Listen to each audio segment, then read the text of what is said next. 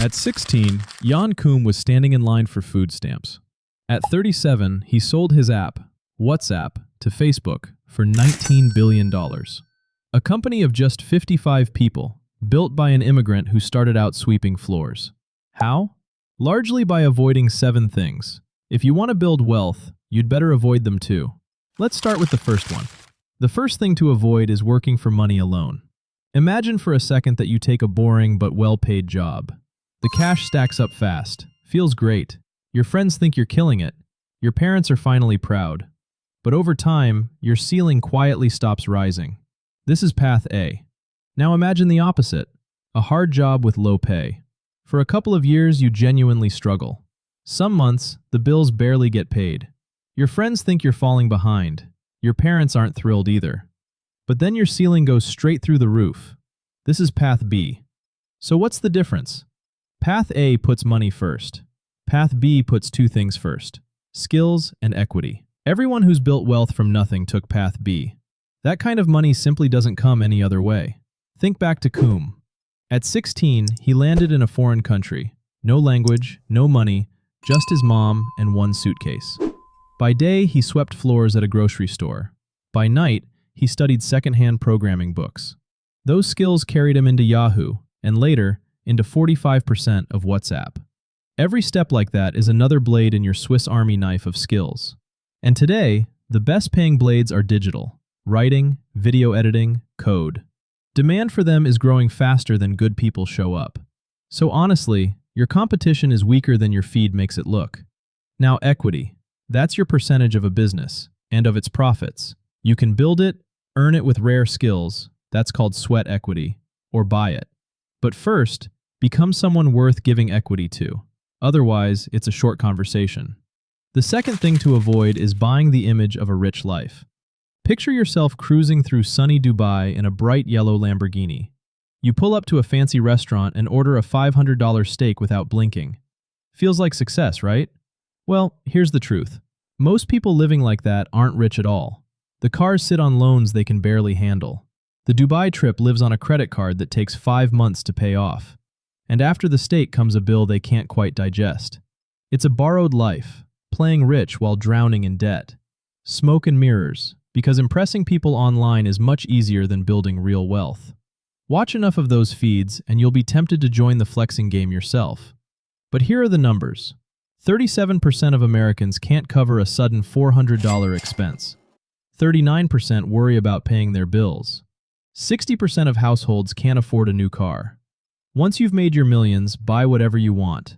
That's the whole point of being wealthy. But you can't live like a king and build the castle at the same time. So instead of toys that melt in value, cars, brands, restaurants, buy things that grow. Stocks, equity, crypto, real estate. Assets generate income. And that income will buy you any toy you like, debt-free. The third thing to avoid is doing everything yourself. No matter how good you are, you'll never outrun a team of talented people. Dig into anyone big in sports or business, and you'll find people behind them. Take the PayPal story. From the outside, it looked like a tale of a couple of geniuses. Inside, it was a whole crew of engineers and salesmen working as one fist. In 2002, eBay bought PayPal for $1.5 billion, and those suddenly wealthy guys spread out across the entire industry. Today they're known as the PayPal Mafia. Their hands built YouTube, LinkedIn, SpaceX, and they still invest in each other and trade advice to this day.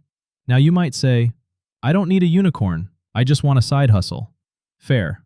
Here's your shortcut. The world is full of older business owners who are completely lost in anything digital. Websites, bookkeeping, delivery, ads.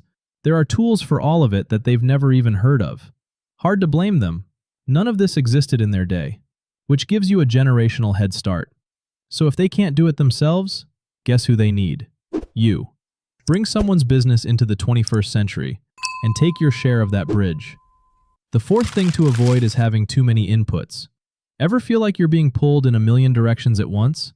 It happens with everything. Side hustles, fitness, career. Everyone has an opinion about your life. Here's what it looks like. This is you, and these are people with opinions. Let's call them inputs. Each input draws you a different path. Doctor, business, family trade, office job, travel. Soon there are hundreds of little roads. And that's where the brain breaks. There's a name for it: cognitive overload. Too many options don't make you smarter. They freeze you. The fix works backwards. Destination first, advice second. You don't need to know exactly. A direction is enough. Then comes the hard filter. Coombe kept his pinned right above his desk. A note from his co-founder. 3 lines. No ads, no games, no gimmicks. Those 3 lines filtered out thousands of good ideas and gave the world its simplest messenger. Fewer inputs, higher quality. One real expert beats a choir of strangers. Ignore this, and you get mental fatigue and decision paralysis. Unplug the extra wires. The 5th thing to avoid is running on ego. Let me be honest. The arrogant ones have already closed this video. They know everything anyway. Why would they stay? And that's exactly the trap. Arrogance hides the opportunities that could change your life. Ego stares at the finish line. It dreams about the summit and trips over the very first step it didn't notice. It's the same ego that skips through a video like this to see all the points, instead of actually taking one. Ego whispers, "You don't need advice," especially from people who've walked further. The truth is different. Wealth isn't built on confidence. It's built on the ability to keep learning. The more you learn, the more you see how much is still hidden. That's the iceberg principle. What you know is the tip. The mass sits underwater. Arrogance makes you forget the bottom even exists. Remember this. Ego is a silent wealth killer. The 6th thing to avoid is passing the blame. There's an old Chinese proverb that explains this better than any chart. The man who blames others has a long way to go.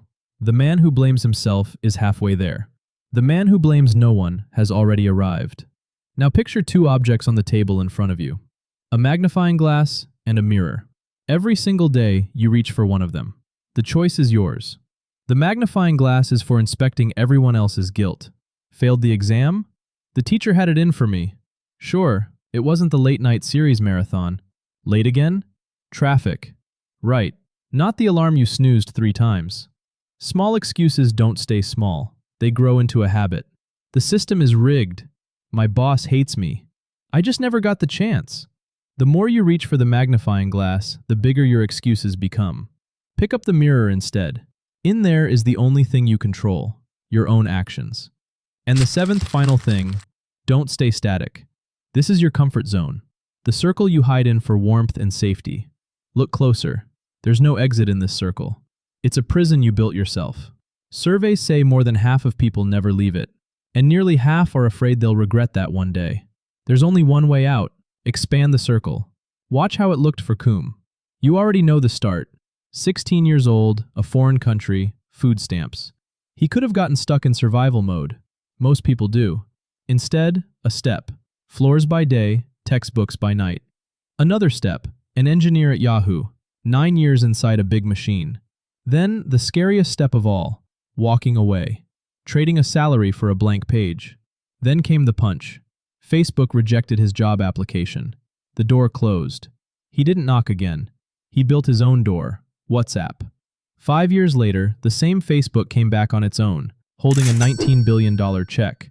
And Coombe drove the papers to that old social services office, to the very door where he once collected food stamps. Remember, this space is infinite, but every meter of it has to be claimed by you. If you don't step past today's border, you'll never find out what was yours on the other side. 7 traps. Now you can see them coming, and that's half the battle. In the next video, we'll break down what to do with every paycheck so it builds your wall. Subscribe, and lay your first brick.